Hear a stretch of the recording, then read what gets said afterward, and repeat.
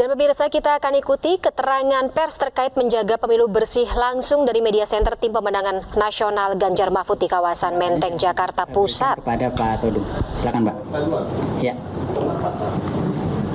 Oke, teman-teman sekalian.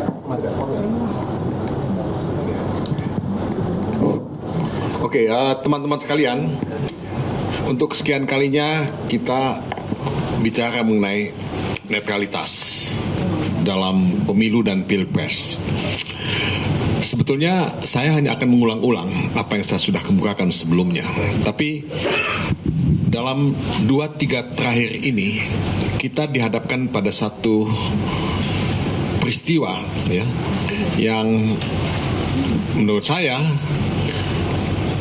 adalah peristiwa penting ya, yang melibatkan kepala desa dan perangkat desa.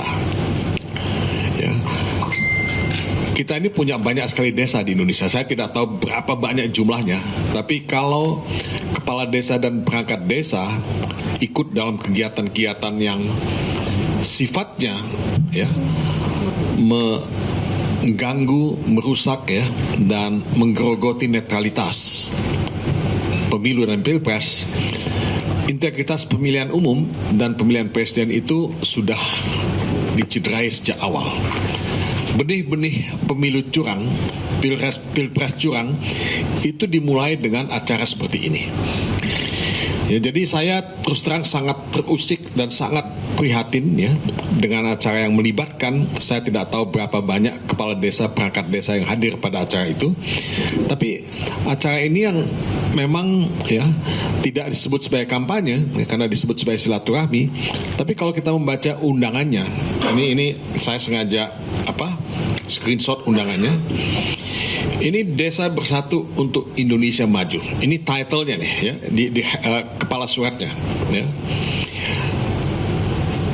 Perihalnya undangan deklarasi nasional Desa Bersatu menuju Indonesia Maju. Ya, ini tendensius ya, sangat tendensius. Dan kalau kita baca lebih jauh ya, ini dikatakan begini, sehubungan akan digelarnya deklarasi nasional Desa Bersatu menuju Indonesia Maju, dukungan kepada Prabowo Subianto calon presiden, Gibran Rakabuming Raka calon wakil presiden 2024-2029, dan konsolidasi nasional rebut suara desa 2024. Nah, ini kalimat seperti ini sangat tendensius ya, dan sulit untuk tidak menafsirkan bahwa pertemuan yang disebut silaturahmi itu sudah menjadi ajang kampanye ya. Nah, kalau kepala desa, perangkat desa sudah ikut kampanye mendukung satu paslon ya, ya ini kita tidak lagi bicara mengenai netralitas di sini. Kita bicara mengenai pengingkaran terhadap netralitas itu sendiri. Dan bukan hanya itu ya, ini kita melihat di banyak sosial media tanda pengenal. Nah, ini tanda pengenalnya seperti ini ya. Jadi tanda pengenal itu ada tulisan Desa Bersatu, deklarasi nasional Desa Bersatu untuk Indonesia Maju, dan kemudian ada foto Capres dan Cawapres Prabowo Subianto dan Gibran Rakabuming Raka. Kalau kepala desa dan perangkat desa, mereka yang mengorganize pertemuan itu, ingin bersikap netral, ya tidak boleh dong ada tanda pengenal seperti ini. Ya. Kalau mau mengadakan acara seperti itu, undang semua paslon. Baik paslon nomor 1, nomor 2 maupun nomor 3. Kalau hanya mengundang satu paslon, ya yang dua yang lain itu dianaktirikan atau tidak dikampanyekan. Dan menurut saya ini betul-betul ya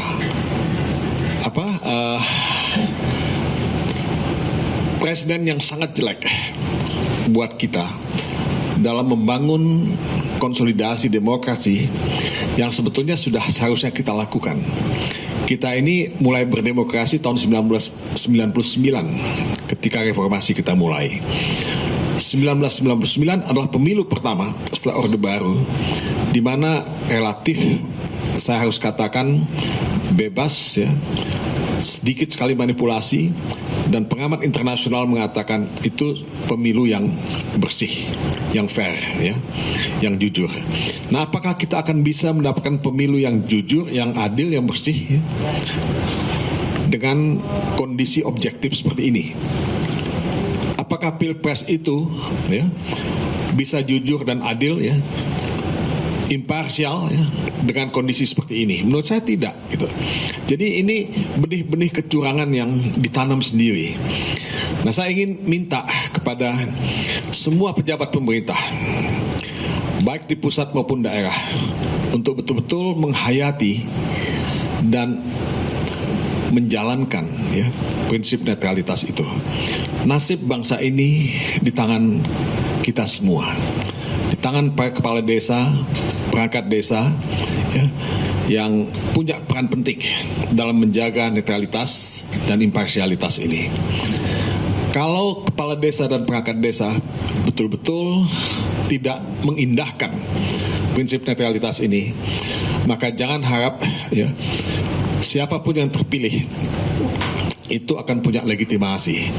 Ini akan menuai ya ketidakpuasan ya, kekecewaan, kemarahan ya, dan pada akhirnya juga bukan mustahil menuai keresahan dan instabilitas. Nah, ini yang tidak kita inginkan. Oleh sebab itu kami dari ya TPN Ganjar ya, Mahfud ya, dan saya kira si teman-teman dari civil society menginginkan ya komitmen kita bersama untuk menjaga netralitas ini.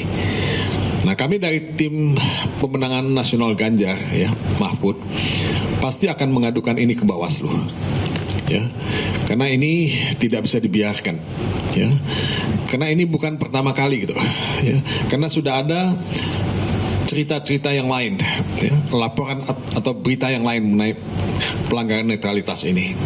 Kami sedang melakukan investigasi juga mengenai hal itu.